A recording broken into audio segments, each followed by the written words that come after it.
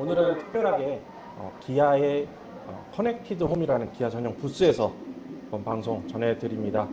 첫 순서로 먼저 이 테크 트렌드에 관해서 좀 설명을 드리려고 하는데요. 우리 산업부 전자팀의 황정수 전자팀장 모시고 최근 삼성과 LG의 테크 트렌드, 지난번에 김익환 기자가 한번 했었는데요. 그 이후 이제 언베일이 다 되어 있는 상태이기 때문에 추가적인 내용 좀 더 알아보도록 하겠습니다. 황 기자 안녕하세요. 예, 안녕하세요. 네. 자, 첫 번째로 좀 알아봐야 될 게 요즘 TV가 가정에서 점점 사라지고 있는데 이 스마트폰, 태블릿, 스마트 스크린 등이 차지하는 비중이 그만큼 커졌다는 뜻이잖아요. 예. CES에서 확인한 TV의 생존법은 무엇인가요? 사실 저도 집에서 TV를 잘 안 보거든요. 집에 있긴 있는데 잘 안 보잖아요. 결국은 스마트폰이나 태블릿으로 보는 게 너무 편해서 그렇죠. 물론 태블릿이나 스마트폰으로도 한계가 있습니다. 스포츠 경기 같은 거 보실 때 조금 답답함 많이 느끼셨잖아요. 작으니까 뭐 손흥민 선수의 움직임이라든지 이런 걸 잘 보고 싶은데 좀 너무 이렇게 좁게 보이고 막 이런 게 사실 조금 아쉬운 점인데 TV가 파고드는 쪽이 그런 쪽이거든요. 그래서 이제 요번에 CES에 참가한 그 TV 업체들도 우리 채택방님 가보셨나요? 네, 가봤습니다. 네. TV가 하나같이 크고 화질이 선명한 걸 강조하더라고요. 네, 맞습니다. 그런 거를 이제 최대한 그 TV의 강점을 내세워서 그 TV에서 약간 멀어진 소비자들을 다시 끌어당기겠다. 이게 이제 전자기업들이 내세운 뭐 전략이라고 볼 수 있고요. 두 번째로 하나 더 말씀드리자면 뭐 이제 좀 인테리어에 어울리는 TV 껐을 때 시커멓게 이렇게 해서 약간 튀잖아요. 근데 그거 없애버리고 껐을 때 투명하게 어디든지 이렇게 유리처럼 적응될 수 있게 그렇게 TV를 만들겠다. 뭐 이렇게 좀 얘기를 했습니다.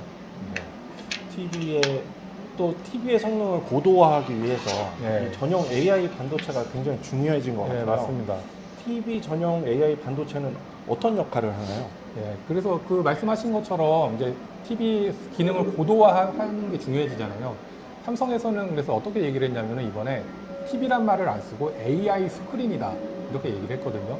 그러니까 인공지능을 활용을 해서 TV의 성능을 끌어올렸다. 이거를 강조하고 싶은 거예요.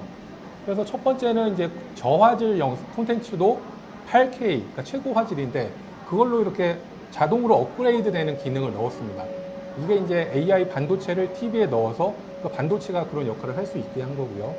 그 다음에 뭐 골프나 이렇게 야구 같은 거 보면 공을 땅 쳤을 때 뭐 공이 날아가는 게 이렇게 궤적 같은 게 또 좀 흐릿하게 보인다거나 이럴 수 있잖아요.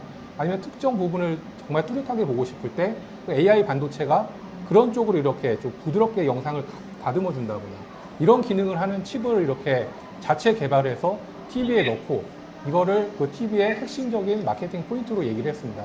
삼성뿐만이 아니라 LG도 마찬가지입니다.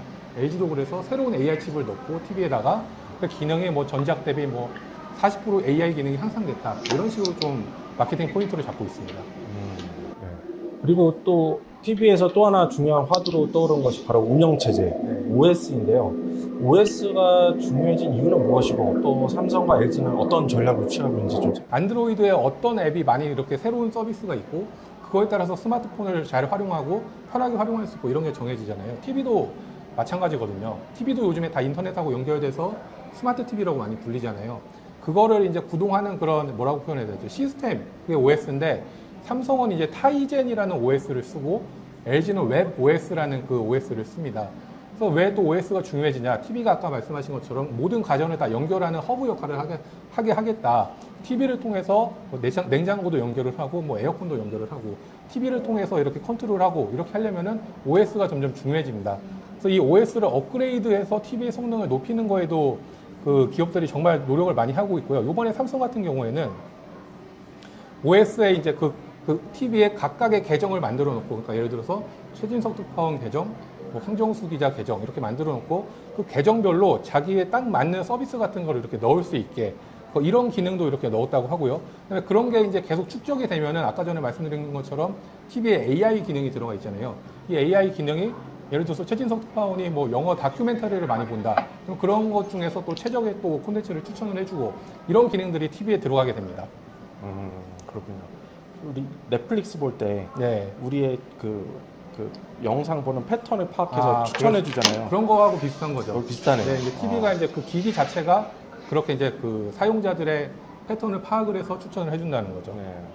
그 방금 또 AI 얘기가 나와서 그런데 그 작년 11월에 삼성이 AI 그 가우스를 예, 공개했는데 가우스의 개발 배경과 또 앞으로의 활용 용도 이거에 대해서 좀 설명해 주세요. 예.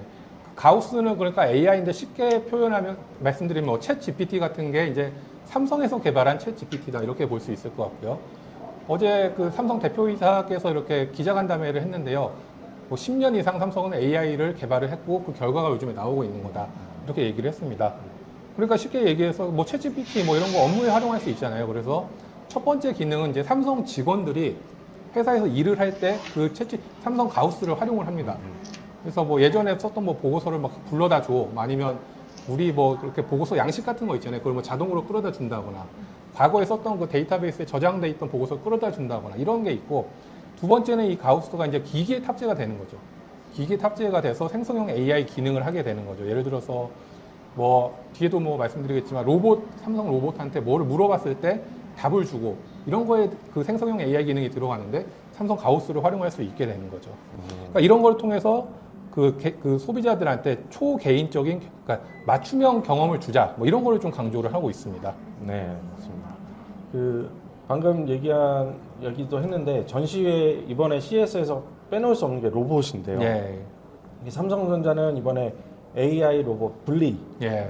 이제 업그레이드해서 공개했다고 하는데 이거 설명 좀 해주세요. 예, 사실 한 4년 전에 한번 그 삼성에서 공개를 하긴 했었습니다. CES에서 공개를 했었고, 그때는 사람을 졸졸 따라다니는 그냥 동그란 그 테니스 공처럼 생긴 그 로봇이 나왔었는데, 이게 볼리였었는데, 이번엔 크기도 좀 더 커졌고, 좀 더 그 상세하게 기능을 얘기를 밝혔거든요. 그래서 사람을 따니면서 소통이 가능해지는 거죠. 예를 들어서, 뭐 오늘 뭐 날씨 뭐 어때? 뭐 이렇게 그 볼리가 막 옆에서 답을 해주고 여기 이제 생성형 AI 기능이 들어가 있는 거고 두 번째는 이 볼리를 통해서 다른 가전들한테 뭐 지시를 할 수 있습니다. 예를 들어서 볼리한테 뭐 그 애완 반려견의 그 밥이 뭐 그 사료가 지금 꽉 차 있는지 한번 봐줘 그러면 가서 보고서 만약에 비어 있다 그러면은 볼리한테 야 이거 그 뭐 다른 볼리 뭐 냉장고 쪽으로 가가지고 뭐 확인해줘 뭐 이렇게 명령도 할 수 있는 거고요. 뭐 이런 식으로 집 안에서 그 스마트 홈을 구현하는 핵심 역할 이거를 뭐 로봇으로 볼리로 하겠다 이렇게 얘기를 했고요. 그러니까 그 로봇이 사실 우리 로봇 생각하면 사람하고 비슷하게 생겼거나 아니면 약간 뭐 요즘에 식당에서 많이 돌아다니는 뭐 그런 걸 생각하는데 요번에 공개한 그 로봇은 작고 귀엽고 사람을 쫓아다니면서 도와주는 사람의 일상을 편하게 해주는 뭐 이런 로봇을 삼성이 공개를 했고요. LG도 사실 스마트 홈 AI 에이전트라고 이 볼리하고 비슷한 컨셉의 조그만 로봇을 공개를 했습니다. 헬스케어, 건강관리 이런 데 약간 좀 초점이 돼 있는 로봇입니다. 네. 앞으로 이 생성 AI와 덧붙여서 이 로봇, 그 다양한 형태의 로봇이 좀 활성화될 것 같다는 생각이 들었습니다. 또 그 이번에 그 CS를 취재를 하면서 이거 외에 또 예. 어떤 부분이 인상적이었는지 좀 얘기 좀 해주세요. 네, 뭐 CS는 뭐 항상 뭐 첨단 기술이 많이 나오죠. 이렇게 많은 스타트업들이 와가지고 아직 본격적으로 상용화되지는 않았지만 그래도 아이디어를 제시를 해서 미래 인간의 삶을 바꿀 수 있는 기술들이 많이 나왔고요. 뭐 메타버스 관련 기술도 많이 나왔고 뭐 사람을 돕는 뭐 그런 약간의 장애가 있는 분들을 이렇게 도와주는 로봇이라거나 몸에 착용을 해가지고 걷는 걸 도와준다거나 아니면 뭐 이렇게 사람의 촉각을 느끼게 해주는 뭐 이런 인간을 위한 기술들이 많이 나온 게 좀 고무적이라고 저는 생각이 듭니다. 물론 뭐 여기에다가 이제 뭐 삼성이나 LG나 이런 기업들도 다양한 가전 제품을 또 공개를 한 것도 또 새로울 수도 있을 것 같고요. 그다음에 뭐 또 뭐 자동차, 모빌리티 뭐 이런 기술들도 많이 됐잖아요. 어제 뭐 최진석 특파원이 기사를 썼지만 뭐 구글과 LG가 뭐 이렇게 연합을 해서 같이 뭐 이렇게 합동으로 뭐 모빌리티였네요. 그 LG는 이제 그 TV하고 노트북 이런 걸 이제 네. 안드로이드 체제로 해서 이제 커넥티드 하는 거고 그 외에 이제 뭐 BMW나 뭐 볼보나 이런 자동차 제조사들이 빅테크 업체들이랑 연합을 해서 네. 기술을 좀 통합해서 쓰는 네. 걸 많이 개발을 했죠. 그러니까 그 산업의 경계가 많이 허물어지고 있다는 걸 직접 목격할 수 있었고 또 이제 뭐 중국 기업들에 대해서 말씀을 안 드릴 수가 없는데 1,000개 넘는 스타트업들이 왔다고 해요. 그래서 돌아보니까 상당히 또 위협적인 그런 기업들도 많다. 거기다 뭐 이제 반도체 디스플레이 중국 기업들도 상당히 기술력을 좀 과시를 하는데 보니까 이게 이제 한국 기업들도 긴장해야겠다. 뭐 이런 생각이 좀 들었습니다. 자동차는 물론 뭐 훨씬 그렇죠. 더 많이 또 발전을 한 것 같고요. BYD는 뭐 테슬라보다도 더 이제 많이 파는 전기차 회사가 됐습니다. 그렇죠. 네. 네. 자, 그럼 마지막으로 이제 CES가 이제 지금 마무리 수순으로 가고 있는데 다음 주에 또 이곳 실리콘밸리 쪽에서 큰 행사가 있습니다. 갤럭시 S24 언팩이 예정돼 있는데요. 새로운 갤럭시 S24에는 온 디바이스 AI가 탑재될 것이라는 얘기가 있습니다. 지금 전자팀장이시니까 그 외에 좀 어떤 정보가 또 알려져 있나요? 예, 일단은 뭐 삼성에서 이제 스마트폰이 아니라 AI 폰이라고 부르고 있거든요. 갤럭시 S24를. 그만큼 AI 기능을 정말 많이 넣었다는 건데 아직까지 공개가 많이 되어 있지는 않습니다. 근데 많이 알려지기로는 이제 실시간 음성 번역, 예를 들어서 외국인하고 통화할 때 영어로 얘기를 하는 거를 한글로 이렇게 번역해주는 이런 기능이 있을 것 같고요. 그 다음에 우리가 스마트폰으로 많이 이렇게 웹 서핑을 하잖아요. 검색을 많이 하는데 궁금한 텍스트가 있으면 이걸 또 예를 들어서 포털 사이트에 들어가서 우리가 또 직접 이렇게 쳐서 검색을 해야 되는데 갤럭시 S24에서는 이렇게 검색을 하다가 그 뭔가 좀 궁금한 거에 체크를 하면은 이게 저절로 이렇게 최적의 그 정보를 주는 사이트로 이동이 되고 뭐 이런 또 AI 기능도 많이 들어있다고 합니다. 산업부 전자투 트렌드에 대해서 시간 내주셔서 감사합니다. 감사합니다. 하정우 베어 로보틱스 대표님 모시고 말씀 나눠보겠습니다. 예, 안녕하세요. 하정우입니다. 예, 간단한 본인 소개와 회사 소개 좀 부탁드리겠습니다. 예, 베어로보틱스는 자율주행 로봇 플랫폼을 개발하고 이제 공급하는 로봇 회사입니다. 그래서 저희가 이제 주력 상품으로는 서빙 로봇이 있고 그 외에도 이제 엘리베이터 라스트 마일 배송 및 또 공장에 들어가는 AMR 이런 것들을 공급을 하고 있습니다. 네, 이번에 CES 이제 전시회를 찾아오셨잖아요. 예, 예. 이 찾아오신 이유는 무엇인가요? 예, 또 이제 미래 어떤 산업 트렌드도 이제 좀 이제 배우고 또 이제 관련 업계 분들하고 이제 만나서 네트워킹하는 그런 목적으로 왔습니다. 네, 올해 이 CES를 좀 돌아보셨는데 예, 예. 어떤 부분이 좀 인상적이었나요? 예, 이게 저희가 있는 B2B 로봇은 확실히 조금 많이 좀 줄어든 것 같아요, 전시에 대해서. 근데 이제 인상적인 거는 이제 LG와 삼성에서 이제 홈 로봇에 대해서 이제 가지고 이제 출시를 했는데 굉장히 인상적으로 봤고요. 이제 또 가전과 이제 융합을 해서 이런 로봇 또 인공지능 기술들이 또 새로운 세상을 열릴 게 굉장히 기대가 됩니다. 맞습니다. 예. 2017년에 이제 베어 로보틱스를 창업을 하셨잖아요. 예, 예. 지난 6년간 그 자율주행 서빙 로봇 시장은 좀 어떻게 변화했나요? 예, 이제 로봇을 이제 많은 사람들이 이게 레드오션이 되는 게 아니냐, 이제 그냥 싼 로봇이 이제 제일 중요하다. 그래서 싸게 만드는 게 중요하다라고 이제 많이들 얘기를 하시고, 근데 시장은 많이 이제 커지고 있고요. 이제 서빙 로봇 같은 경우 보면은 그래서 이제 저가의 어떤 제품들이 많이 시장을 이제 잠식을 하고 있는데 이때 좀 비슷한 시대가 이제 핸드폰이 이제 딱 스마트폰으로 바뀌기 딱 직전의 시대랑 좀 비슷한 것 같아요. 그 당시에는 이렇게 피처폰들 보면은 지금 보면은 그렇게 막 뭐 전화기 쓸만한데 막 아주 좋진 않지만 뭐 이거랑 저랑 다 비슷해 보이니까 이제 가격 싸움이 되었다면은 이제 아이폰 이후로는 이제 어떤 스마트폰 이제 플랫폼이라는 것들이 이제 정착이 되면서 시장의 판도가 확 바뀌었고요. 뭐 그 전에도 보면 이제 PC 시장이 열리기 직전에 워크스테이션 회사들이 그렇게 이제 레드오션을 향해서 경쟁을 하고 있다가 이제 PC 시장이 열린 것처럼 로봇은 딱 그 직전이지 않을까. 그래서 이제 지금 이제 딱 좀 가장 훌륭한 어떤 플랫폼이 나와서 이 로봇 시장을 좀 평정을 하고 인류에 정말 쓸모가 있는 이런 로봇들을 공급해야 되지 않을까 그렇게 저는 생각을 하고 있습니다. 손정희 소프트뱅크 회장이 투자를 하면서 세계 시장에서 주목을 받기도 했고 예. 또 현재 맥도날드나 CJ, 신세계 푸드 등에도 이제 공급을 하고 계시잖아요. 예. 현재까지 글로벌 시장에 공급된 서빙 로봇은 그 베어 로보틱스의 그 어떤 규모인가요? 저희가 지금 총 한 15,000대에서 2만 대 가량이 이제 시장에 공급이 되고 있고요. 예, 그래서 전 세계 지금 지구 한 70바퀴 이상을 돌았어요. 달나라 그러니까 총 주행 거리면 달나라 한 4-5번 갔다 온 거리인 것 같고요. 이제 배달 건수도 이제 1억 5천만 건을 이제 넘어섰고 이제 2억 건을 향해서 달려가고 있습니다. 예. 그러면 뭐 앞으로 몇 년 후에 뭐 몇 대 정도로 규모가 늘어난다 이런 계획도 있으신가요? 저는 이제 시장이 이제 아직은 초기 단계고 더 지금이 공급된 것보다 훨씬 더 큰 규모로 이제 시장이 열릴 거라고 저는 생각을 하고 있고요. 뭐 1년에 한 몇만 대에서 뭐 많게는 이제 10만 대까지도 충분히 공급이 가능할 정도로 시장이 열릴 거라고 저는 믿고 있습니다. 그 서빙 로봇뿐만 아니라 이제 물류 로봇 시장에도 하시는 걸로 알고 있는데 예. 그거에 대한 좀 설명 좀 부탁드릴게요.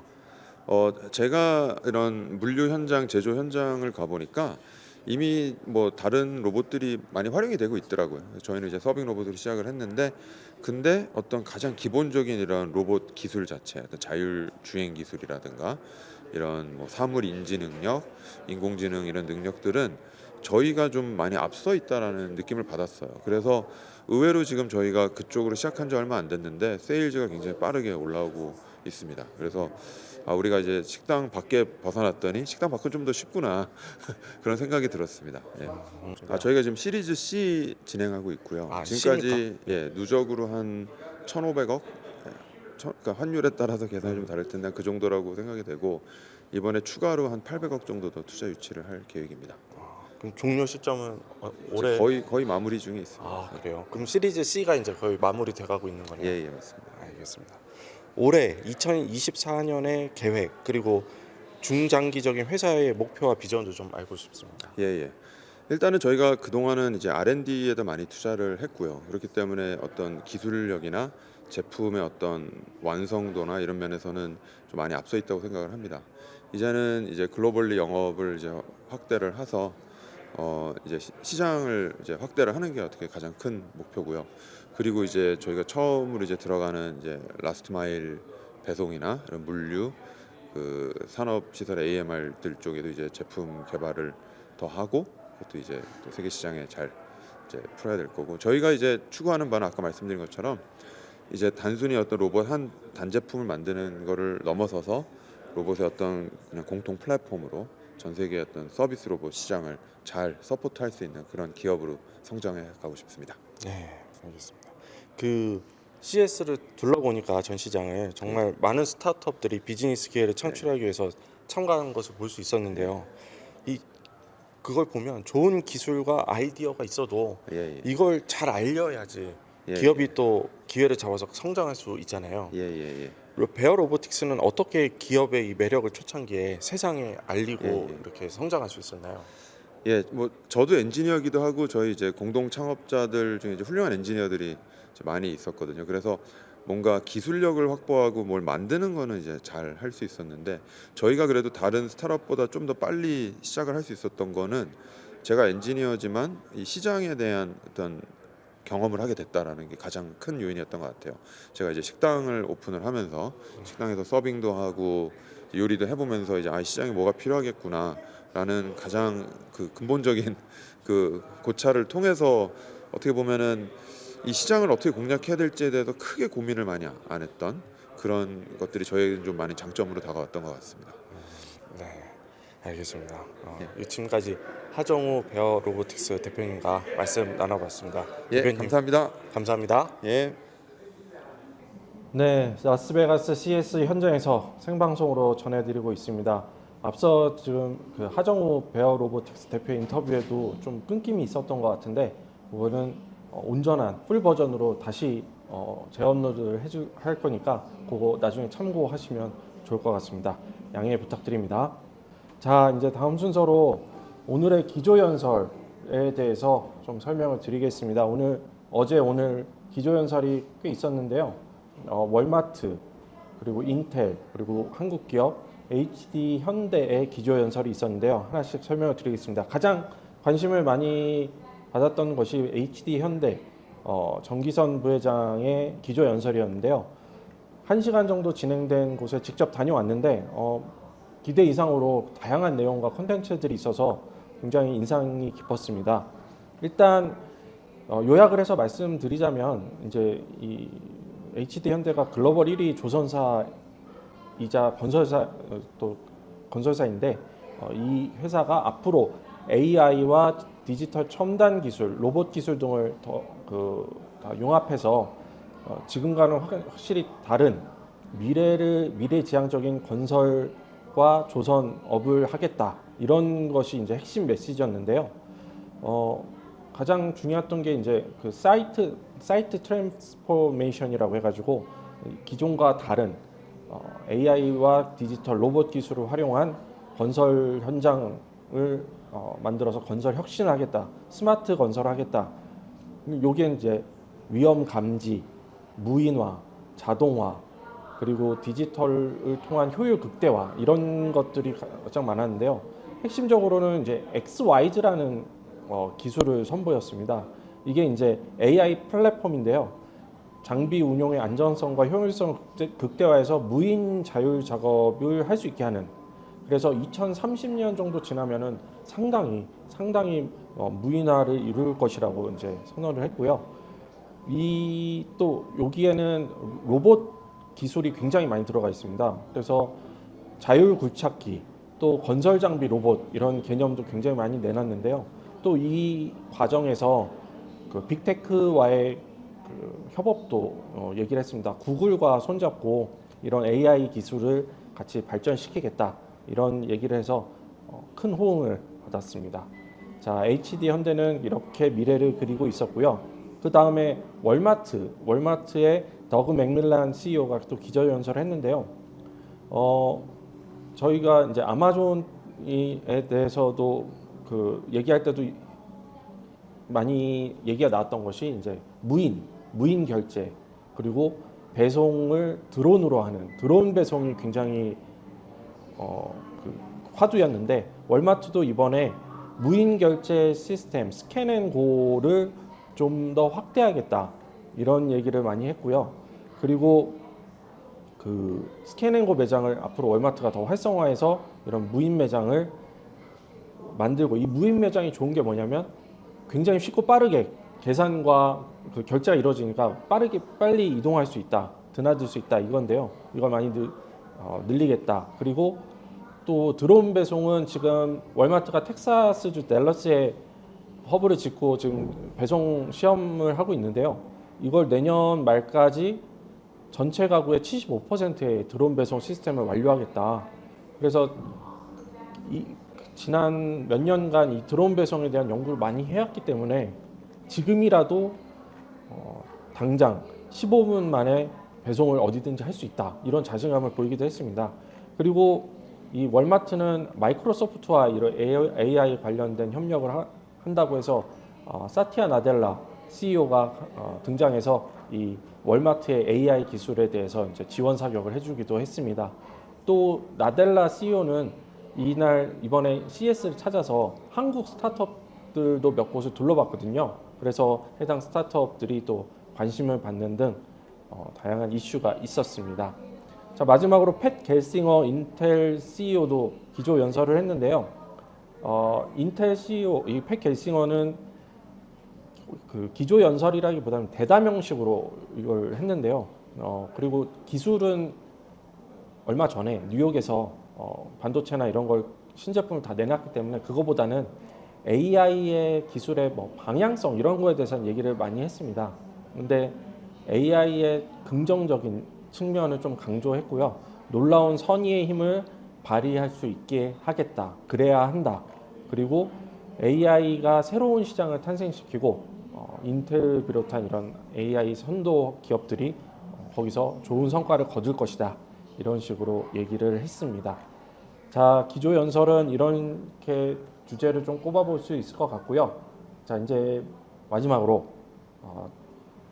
자동차 얘기를 안 할 수가 없잖아요. 이 CES가 이제 모터쇼를 없앤 전시회니까 자동차에 대해서 좀 얘기를 해볼 건데, 그 중에서도 어제 혼다에 대해서 조금 얘기 드렸는데 오늘은 현대 기아차에 대해서 좀 얘기를 해보겠습니다. 현대차는 이번에 주목받을 만한 기술이 총 3개 정도가 나는데요. 하나는 PBV라고 해가지고 그 목적 기반의 자동차인데, 이게 왜 관심을 가졌냐면 목적에 맞게 그 디자인을 안에 설계를 변경할 수 있는 플랫폼을 개발했습니다. 그래서 그거에 관련된 차도 내놔서 관심을 많이 받았고, 두 번째는 그 전에 조금 한국에서 이슈가 되기도 했는데 휠을 회전을 해서 수평 이동, 그 가재 개처럼 이렇게 수평으로 이동을 하고 꽃게처럼 그리고 좁은 공간에서 턴도 할 수 있는 그런 기술이 있는데요. 그거를 이번에 시연을 해가지고도 관심을 많이 받았습니다. 그리고 무엇보다 큰 관심을 받았던 게 비행기입니다. 비행기, 항공기. 슈퍼넌이라는 차세대 AAM 기체를 내놨는데요. 이거는 수직 이착륙이 가능한 기체입니다. 그래서 이번에 실물 모형을 최초로 공개를 했는데요. 일단 전기로 구동이 되고요. 전기로 수직 이착륙이 되는 항공기입니다. 그래서 이거는 실제로 그냥 컨셉이 아니고 2028년에 상용화를 하겠다. 그걸 목적으로 이번에 공개를 했고요. 시속 200km로 도심 운행을 할 수 있고 조종사 포함 5명이 탈 수 있고 또 전기로 구동하기 때문에 조용하잖아요. 식기세척기 수준의 소음이 난다. 그리고 이 기체가 왜 수직 이착륙 할 수 있냐? 신기술인데 틸트 로터 추진 방식을 적용하는데요. 이거는 이제 회전 날개 로터가 상황에 따라서 상하 90도로 꺾이는 구조를 통해서 이착륙 시에 양력을 얻는다. 이거를 움직여서 이런 개념으로 지금 개발을 했고요. 앞으로 이제 진짜로 상용화를 한다고 하니까요. 좀 지켜봐야 될 것 같고 이건 또 그 상용화 했을 때 도심 내에 한 60km, 그러니까 서울의 지름이 40km니까 서울보다 좀 넓은 수도권 지역을 커버할 수 있는 전기 수직 이착륙 항공기가 나올 것이다. 그리고 조용하니까 아마 도심 비행에서도 굉장히 괜찮을 것 같고 도심의 수도권 혹은 이 각 도시 지역에 유용한 교통수단이 될 수도 있을 것 같다는 생각이 들었습니다. 자, 현대차 이야기는 이 정도로 하고요. 이제 기아차입니다. 기아차 저희가 지금 여기 기아 커넥티드 홈에서 지금 생방송으로 전해드리고 있는데 일단 여기는 센트럴 홀 중앙의 가장 앞에 가장 노른자 땅에 지금 그 부지를 이용하고 있고요. 구글이 바로 옆에 있어요. 구글 바로 옆에 있고요. 이번에 기아의 컨셉은 친환경차, 이렇게 전기차의 다양한 효용성을 강조하기 위해서 이렇게 부스가 마련이 됐습니다. 가장 처음에 인상적인 게 뭐 건물도 예쁘지만 1층에 이제 차량이 전시되어 있는데 EV9의 배터리가 그 월박스라는 그 기기를 통해서 집과 전기를 주고받는 형태로 운영이 된다. 이런 기술을 공개를 했습니다. 이게 뭐냐면 배터리에 전기가 있는데 전기를 사용하지 않을 때는 이 남은 배터리를 집안에 전기를 활용하는 데 쓸 수 있고요. 집에서 뭐 한국은 잘 그런 일이 없기도 하지만 정전, 태풍 이런 일이 있을 때 전기가 끊기기도 하거든요. 그럴 때 이 EV9, 이 전기차가 집안에 전력을 공급해주는 역할을 할 수 있다. 혹은 전기요금이 시간대마다 좀 다른데 전기요금이 굉장히 비싼 시간대에는 차량이 전기를 좀 공급원이 되어주고 전기가 낮을 때는 다시 차량에 충전해주는 이런 유기적으로 서로 도와주는 역할을 할 수 있는 형태의 신기술을 이제 이번에 선보였고요. 실제로 굉장히 규모가 꽤 있는 건물인데 이 건물에 사용되는 전기를 EV9의 배터리가 충분히 감당할 수 있는 그 형태로 설계를 했다고 합니다. 그래서 상당히 좀 놀라웠고요. 그리고 그 외에 여기 컨셉카 EV3하고 4를 이제 전시해 놨고 또 여기 옆에는 EV6가 전시되어 있는데 약간 캠핑이나 이런 거 갈 때 거기서 오븐이나 이런 전기 기기를 이용할 수 할 때 EV6가 또 이제 전력을 공급해주는 그런 역할을 할 수 있다. 그런 식으로 이제 꾸며져 있는데요. 사람들이 굉장히 많이 찾아오고 있습니다. 그리고 1층에는 EV9으로 그 디지털 시뮬레이터로 운전을 할 수가 있는데 이게 지금 한국의 성수동에 있는 그 것과 똑같은 거라고 해요. 그래서 여기에 이제 다양한 외국 그 방문객들이 있는데 이분들이 여기 와서 시뮬레이터로 운전을 하면서 EV9의 다양한 기능을 사용해 볼 수 있는데 이 디지털 환경으로 주행할 수 있는 곳이 서울입니다. 서울. 그래서 트립 투 서울이라 해서 서울 시내를 이렇게 디지털 환경으로 시뮬레이션을 운전해 볼 수 있도록 해서 굉장히 많은 사람이 줄을 서서 지금 경험하고 있는 것 같습니다. 자, 이제 현대기아차에 대한 소개는 여기까지 했고요. 마지막으로 이제 SK도 이번에 상당히 주목을 많이 받았어요.